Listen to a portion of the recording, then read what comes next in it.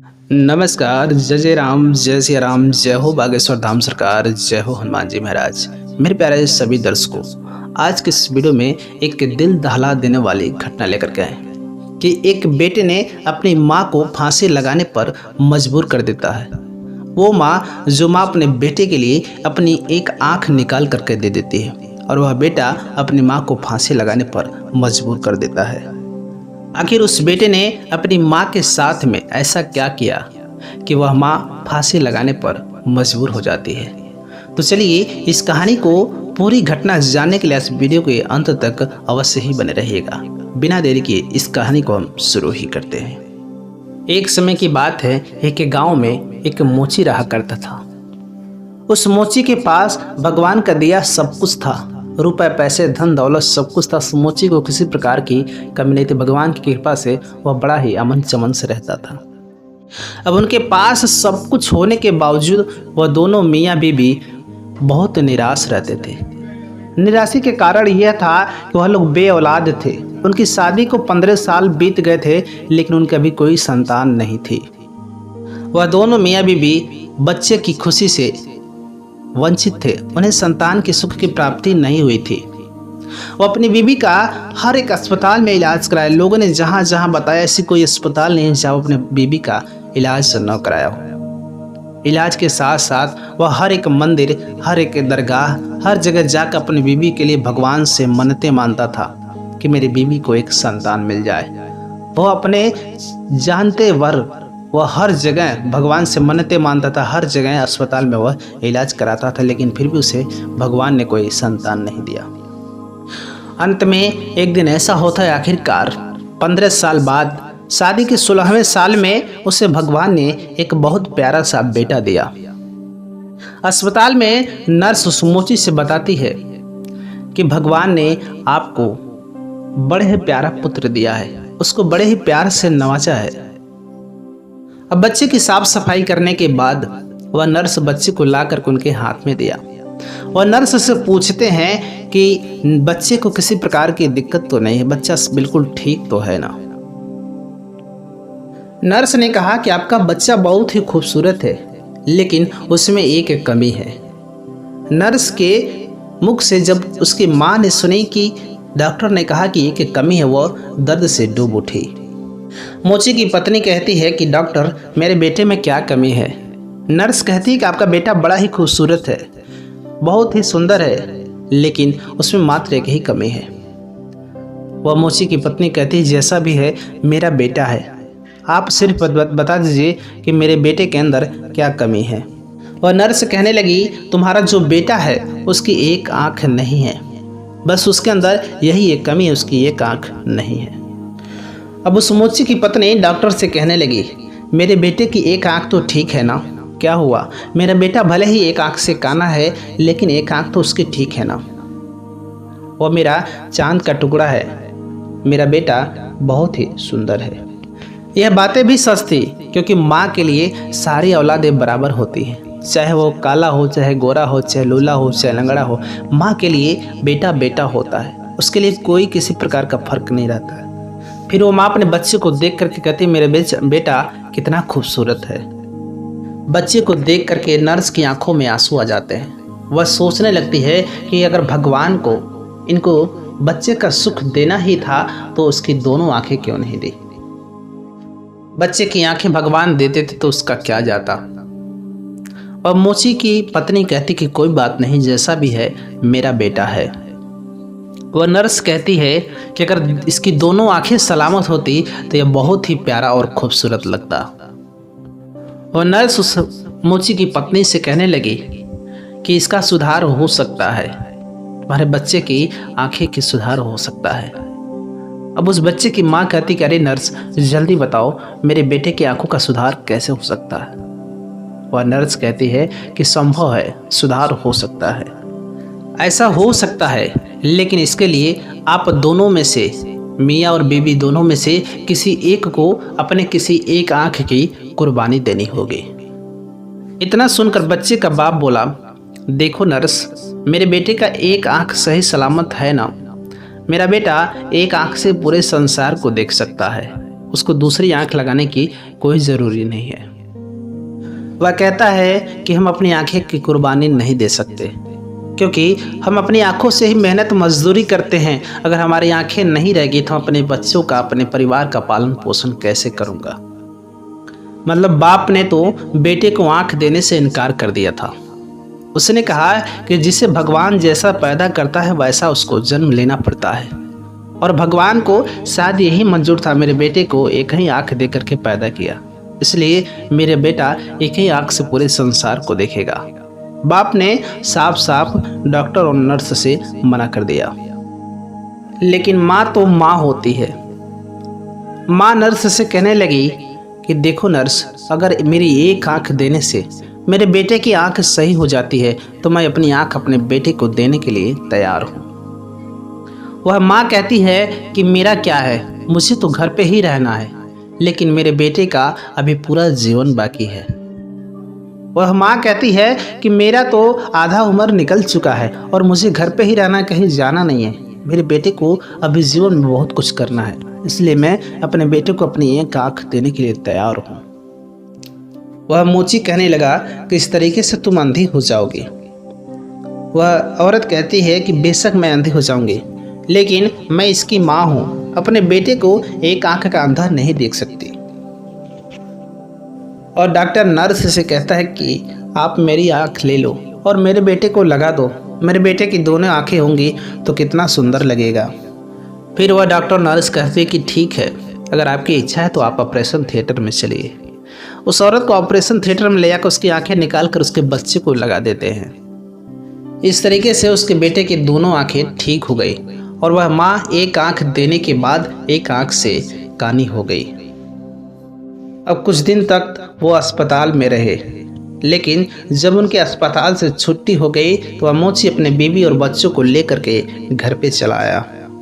इस तरीके से वो दोनों मियाँ बीवी अपने बच्चे का बड़ा ही ख्याल रखते थे। और जायज़ सी बात है, 15 साल बाद जिसके घर में बच्चे की पैदाइशी हो तो उसकी देखभाल तो बढ़ेगी। इस तरीके से वो बच्चा 5 साल का हो जाता है। लेकिन कहा जाता है ना कि ज़िंदगी में जब दुख होते तो ज़िंदगी वफा होती है, लेकिन ज़िंदगी जब सुख में होते तो ज़िंदगी बेवफा हो जाती है। हर रोज़ की तरह मोची अपने काम पर जा रहा था, लेकिन एक दिन मोची जब काम पे जा रहा तो मोची को पीछे से गाड़ी आकर के टक्कर मार दी और फिर उस मोची का रूह एक झटके में शरीर को छोड़ करके चला गया। वह मोची इस दुनिया से चला गया। यह खबर उस बूढ़ी औरत उस मोची की पत्नी को पता चली। वो छाती पीट पीट करके रोने लगी। वह सोचने लगी कि मेरा बेटा तो अभी 5 साल का है और मेरा कोई कमाने वाला नहीं, मेरे बच्चे का कौन पालन पोषण करेगा। यह सब सोचकर वह रोने लगी। उसका रोना धोना सुन करके उसके अगल बगल के लोग वहाँ इकट्ठे हो गए। अब वह बेबस माँ लाचार अपने बेटे को लेकर अब किसी तरह अपना जीवन यापन चलाने लगती है। अब धीरे धीरे कई साल बीत जाते हैं। उसके पास जो भी जमा पूंजी थी वो तो पहले ही बेटे की दवाई में खर्च हो चुके थे। अब धीरे धीरे सब कुछ खत्म होने लगे। घर का एक एक सामान सब कुछ बिक गया अपने बच्चे का पालन पोषण करने में। उस माँ के पास धीरे धीरे कुछ भी नहीं बचा। मोहल्ले के लोग शुरू में सब लोग मदद करते थे, लेकिन अब धीरे धीरे सब लोगों ने उस माँ बेटे का मदद करना छोड़ दिया। दोस्तों, हमारे आसपास भी ऐसी घटनाएं होती है। किसी यतीम को हम लोग शुरू में मदद तो कर देते हैं, लेकिन अंत में उसे छोड़ देते हैं। लेकिन सही बात तो यह है कि उसे हमेशा मदद की आवश्यकता होती है। बात कड़वी है लेकिन सत्य है। इसलिए कहा गया है कि भगवान ने अगर हमें कुछ दिया है तो उसमें से थोड़ा सा किसी यतीम, किसी लाचार, किसी गरीब को मदद करना चाहिए, किसी भूखे को भोजन कराना चाहिए। यही हमारा कर्तव्य होता है। अब उस माँ की हालात ऐसी हो गई कि वह लोगों के घरों में बर्तनें मांजने लगी, झाड़ू पोछा करने लगी अपने बच्चे का पालन पोषण करने के लिए। अब वह माँ बिना उफ किए लोगों के घरों में बर्तनें मांजती थी, लोगों के घर में पोछा लगाती थी। वह माँ अब नौकरी कर करके अपने बच्चे को अच्छे अच्छे खिलौने दिलाती थी और अपने बेटे को पहनाने के लिए अच्छे से अच्छे कपड़े लाती थी। अपने बेटे के चेहरे पे हमेशा परछाई बन करके रहती थी वह माँ। अब वह बच्चा 6 साल का हो जाता है। उसकी माँ उसको स्कूल में एडमिशन कराने के लिए ले जाती है। जिस स्कूल में ले आती है वो स्कूल बहुत महंगा स्कूल होता है, उसमें बड़े बड़े घरों के बच्चे पढ़ते हैं। ये बच्चा बड़ा ही खूबसूरत था और मास्टर इस बच्चे को देखता तो यह तो देखता है कि बड़ा ही खूबसूरत है, लेकिन इसकी माँ फटे पुराने कपड़े पहन कर गई होती है। वह सोचने लगता है कि इसकी माँ यहाँ का फीस अदा नहीं कर पाएगी। बस बूढ़ी माँ को समझाने लगता है कि माता जी, आपका बच्चा तो बहुत ही खूबसूरत है, लेकिन यहाँ की बहुत महंगी फीस है, आप यहाँ का फीस अदा नहीं कर पाएंगी, कृपया आप जाकर सरकारी स्कूल में अपने बच्चे का एडमिशन करा लीजिए। वह माँ मास्टर की बात को सुनते ही कहती कि देखिए, मेरा इकलौता एक ही पुत्र है और मैं इसको पढ़ा लिखा करके डॉक्टर बनाना चाहती हूँ। आप फीस की चिंता मत कीजिए, वक्त से पहले मैं आकर के आपको फीस दे दिया करूँगी। अब माँ की बात सुनकर मास्टर के आंखों में आंसू भर आए। वह कहा कि ठीक है माता जी, मैं आपके बच्चे को रख लेता हूँ। उसके बच्चे का उस स्कूल में एडमिशन हो गया। अब यह माँ अपने बच्चे को लेकर के घर पर चली आती है। अब बच्चे का जब स्कूल में नामांकन हो जाता है, उसके बाद जब माँ 5 घरों में काम करती थी, अब 15 घरों में काम करने लगी अपने बच्चे की पढ़ाई के लिए। अब ऐसे कुछ दिन चलता रहा, उसकी उम्र बढ़ती गई, वह 12 साल का हो गया। अब वह 5वीं क्लास में पढ़ने लगा। एक दिन उसके क्लास के बच्चे उसे चिढ़ाने लगे कि देखो, यह एक आंख की माँ का बेटा है, इसकी माँ का एक ही आंख है। और उस दिन जब उसकी माँ उसे स्कूल में लेने आती है तो वह बेटा अपनी माँ से कहता है कि माँ, अब तुम मुझे स्कूल लेने मत आया करना। उसकी माँ ने कहा कि बेटा तुम ऐसा क्यों कह रहे हो? उसने कहा कि माँ, तुम्हारी शक्ल अच्छी नहीं है, तुम एक भिखारन लगती हो, तुम एक आंख की अंधी हो। मेरे दोस्त मुझे चिढ़ाते हैं कि तुम एक आंख की कानी हो, तुम मुझे स्कूल पे लेने मत आया करना। अपने बेटे की बात को सुनकर माँ खामोश रही, क्योंकि वह बेटे की हर बात को सहन कर जाते थे। वह कहने लगा, माँ तुम्हें अब मुझे लेने आने की ज़रूरत नहीं है। माँ ने कहा कि बेटे ठीक है, अगर तुम्हें मेरी वजह से प्रॉब्लम हो रही तो मैं लेने नहीं आऊँगी, लेकिन तुम अकेले स्कूल कैसे आओगे? उसने कहा कि माँ, तुम्हें दिखाई नहीं दे रहा है कि मैं बड़ा हो चुका हूँ, अब मैं अकेले स्कूल आ जा सकता हूँ, तुम्हें मुझे लेने आने की कोई आवश्यकता नहीं है। माँ ने कहा कि बेटा देखो, जब से तुम्हारे पिताजी का एक्सीडेंट हुआ तब से मुझे डर लगा रहता है। तुम रास्ते में आना तो बहुत ध्यान से देख करके आना, क्योंकि तुम्हारे पिताजी की रोड एक्सीडेंट में ही मृत्यु हो गई थी। अब धीरे धीरे लड़का बड़ा हो जाता है और इसके खर्चे भी बढ़ते चले जाते हैं, जिसकी वजह से इसकी माँ को और ज़्यादा काम करने पड़ते हैं। आहिस्ता आहिस्ता वह लड़का अपनी पढ़ाई पूरी कर लेता है और क्लास में नंबर 1 आता है, उसका सबसे ज़्यादा नंबर आता है। अब पढ़ाई पूरा करने के बाद वह बेटा बाहर पढ़ाई करने चला जाता है। अब इस माँ को इसके ऊपर जिम्मेदारी और बढ़ जाती है। ये 15 घरों में काम करती थी, उसकी जगह 20 घरों में काम करती थी। सुबह से लेकर रात की 11 बजे तक काम करती, तब जाकर इसके बच्चे की पढ़ाई की खर्च पूरी होती थी। यह माँ दिन रात मेहनत करती थी अपने बच्चे को पढ़ाई के लिए। वो अपनी माँ की पढ़ाई की खर्च के लिए वो बाहर गया था। वह माँ जो है अपने बच्चे की पढ़ाई को पूरा करने के लिए दिन रात मेहनत करती थी, लोगों के घर में पोछा झाड़ू बर्तनें मांजती थी। वह दिन भर के थकान से आती थी तो वो यही सोचती थी कि आज मैं मेहनत करके अपने बच्चे को पढ़ा दूंगी, कल मेरा बच्चा बड़ा होकर के डॉक्टर बनेगा तो मुझे सुख मिलेगा, मैं भी अपने बच्चे के साथ रह करके आराम से ज़िंदगी बिताऊंगी। आज मुझे कष्ट हो रहा है, कल मेरा बेटा डॉक्टर बन जाएगा तो मुझे बहुत आराम मिलेगी। कुछ दिन बीतने के बाद उसके बेटे की चिट्ठी आती है। उस चिट्ठी में लिखी रहता है कि माँ, तुम मेरा फिक्र मत करना, मैं डॉक्टर बन चुका हूँ। इतना सुनने के बाद उस माँ के चेहरे में बहुत खुशी आती है कि चलो, मेरा पति तो गुजर चुका था, अब मेरा बेटा ही मेरा सहारा रहेगा। अब यह माँ जब सुनती कि मेरा बेटा डॉक्टर हो चुका है, उसके पास जो चंद रुपए थे उससे मिठाइयाँ खरीद कर वह गाँव में बांटने लगी। अब यह सोचने लगी मेरा बेटा डॉक्टर हो गया है, वह ज़रूर मुझसे मिलने आएगा। अपने बेटे की आस में रहती है कि मेरा बेटा डॉक्टर बना है, मेरे पास ज़रूर आएगा। ये बहुत खुश रहती है कि मेरा बेटा डॉक्टर बन चुका, मुझसे मिलने ज़रूर आएगा। वह सोचने लगी कि जिस दिन मेरा बेटा आएगा मैं फख्र से कहूँगी कि यह मेरा बेटा है और मेरा बेटा डॉक्टर है। वह जो है दिन रात सोती नहीं, तो उसे रात में यही चिंता लग रहा था, न जाने क्या हुआ, मेरा बेटा नहीं आया। कई महीने बीत गए, उस बूढ़ी माँ का बेटा नहीं आया। उसके दरवाजे से जो भी गाड़ी गुजरती थी वह दौड़ के देखती थी कि मेरा बेटा आया होगा। वह माँ दिन रात यही सोचती थी कि मेरा बेटा आएगा, मुझे शहर लेके जाएगा, उसके घर में नौकर चाकर होंगे, मुझे बहुत सुख मिलेगा। लेकिन उसका बेटा नहीं आता है। और एक दिन ऐसा होता है कि उसके बेटे की चिट्ठी आती है। उसमें लिखा रहता है कि माँ, मैं शादी कर लिया हूँ और तुम्हारी बहू बहुत ही खूबसूरत है और बहुत एक ऊंच घराने की है, जिसका पिता बहुत बड़ा डॉक्टर है। वह तुम्हारी बहू भी बहुत बड़ी डॉक्टर है, मेरा विवाह हो चुका है। इस खत को सुनने के बाद उसकी माँ की आंखों में आंसू भर जाते हैं। वह सोचने लगती है कि मैं सोच रही थी कि मेरा बेटा आएगा, मेरे घर में ऊंचे ऊंचे रिश्ते आएंगे, मैं अपने पसंद की लड़की से शादी करवाऊंगी, मैं अपने बेटे का सेहरा सजाऊंगी, अपने बेटे को दूल्हा बनाऊंगी। लेकिन माँ का सारा सपना चूर हो जाता है। अब उस माँ का सपना तो चूर हो गया। वह माँ सोचती रही कि चलो खैर, मेरा बेटा शादी कर लिया, मेरी बहू और मेरा बेटा मुझसे मिलने आएंगे, मेरी बहू मेरे बेटे की तरह मेरे पैर दबाएगी। उसने कहा कि कोई बात नहीं बेटा, अगर तुमने शादी कर लिया फिर भी मेरी दुआएं तुम्हारे साथ हैं। लेकिन वह बेटे और बहू उस माँ से मिलने नहीं आते हैं। और एक दिन फिर आती है तो उसकी एक चिट्ठी, और उस चिट्ठी में लिखा रहता है कि माँ तुम दादी बन गई। मेरे प्यारे सभी दर्शकों, ये जायज़ सी बात है, जिस माँ ने अपने पूरे जीवन का मेहनत कमाई उस बेटे के ऊपर न्यौछावर कर दिया और वह बेटा अपनी माँ से मिलने तक नहीं आया, उस माँ के ऊपर क्या गुजरेगी। उस माँ को सोच सोच कर दिन पर दिन उसका तबीयत और बिगड़ता चला गया।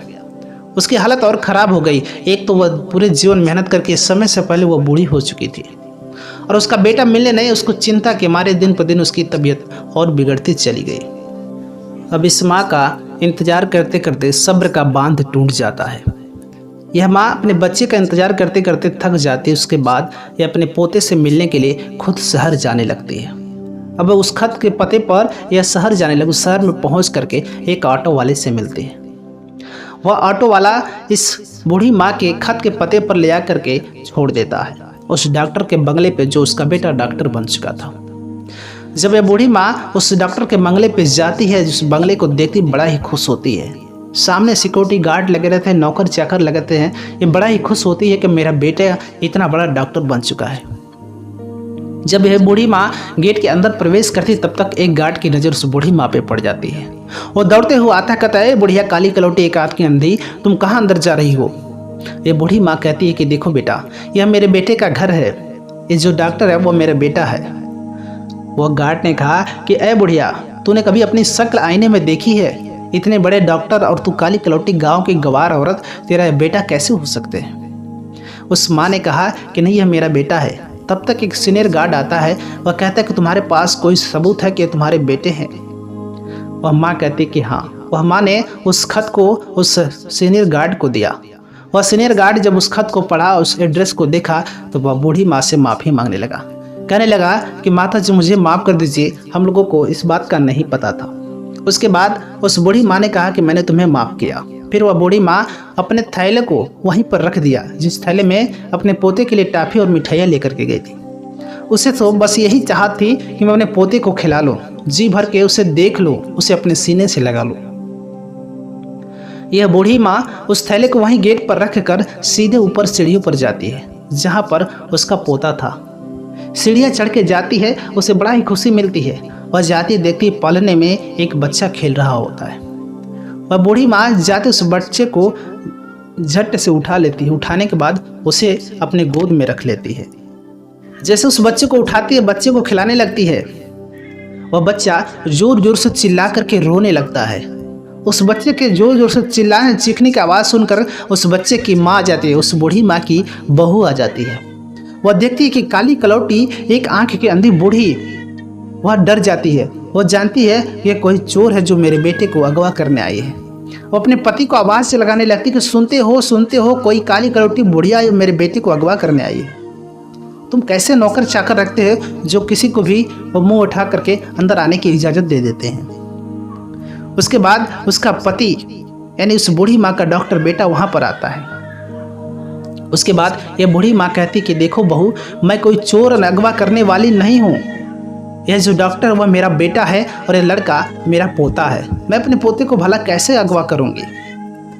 वह उसकी बहू कहती है अपने पति से, उस डॉक्टर से, कि तुमने तो कभी बताया नहीं कि तुम्हारी माँ भी है और तुम इतने गए गुजरे माँ के बेटे हो, इतने गरीब खानदान के बेटे हो, मुझे कभी तुमने आज तक बताया ही नहीं। उस बेटे ने अपने धन के घमंड में, पैसों की लालच में उसने अपनी पत्नी से झूठ बोला।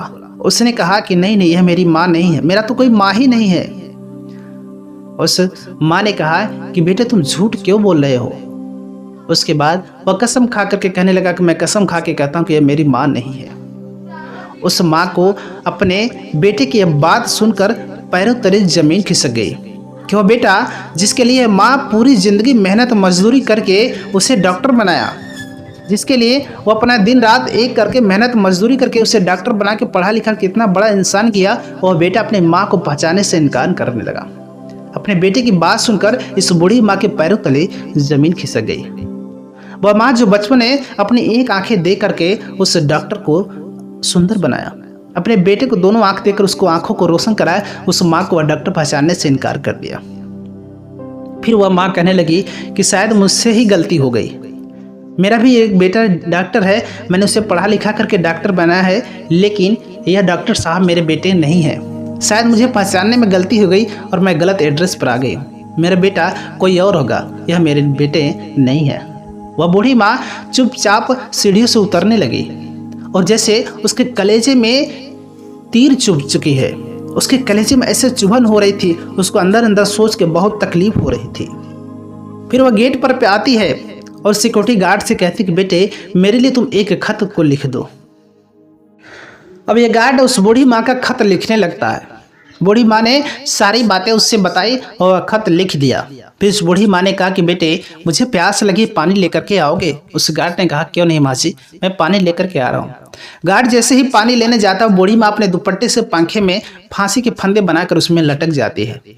और जब तक गार्ड पानी लेकर के आता तो देखता है बुढ़िया औरत जो है फांसी लगाकर मर जाती है। वह डॉक्टर जैसे ही आकर अपनी माँ को देखता है, देखते अपने मत्थे पर हाथ पटक लेता है। वह सोचने लगता है कि माँ ने मेरी बात को इतनी सीरियस ले लिया। अरे मैंने तो अपने बीबी की शान को रखने के लिए, मेरी बीबी मुझे छोड़कर चली न जाए इसलिए अपनी माँ को झूठ बोला। माँ ने मेरी मजबूरी नहीं समझी और मेरी बात को सीरियस ले लिया और मेरी माँ दुनिया को छोड़कर चली गई। उसके बाद उस माँ के हाथों में जो खत था और डॉक्टर की बीबी उस खत को छीन लेती है। छीनने के बाद वह खत को पढ़ने लगती है। पढ़ते पढ़ते उसके आंखों में आंसू आ जाते हैं। उस खत में लिखा रहता है कि बेटा आज मैं अंधी हूँ वो तुम्हारी वजह से हूँ।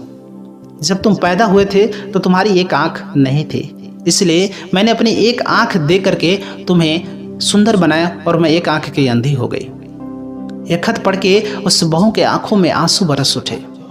उस माँ ने कहा कि अगर मैं काली कलौटी हूँ तो इसके पीछे तुम्हारा ही कारण है। तुम्हें पढ़ा लिखा करके डॉक्टर बनाने के लिए मैं दिन रात मेहनत करती रही, गर्मी सर्दी बरसात मैं कुछ नहीं देखी, हर मौसम में तुम्हारे लिए दिन रात एक करके काम करती रही ताकि मेरा बेटा डॉक्टर बन सके।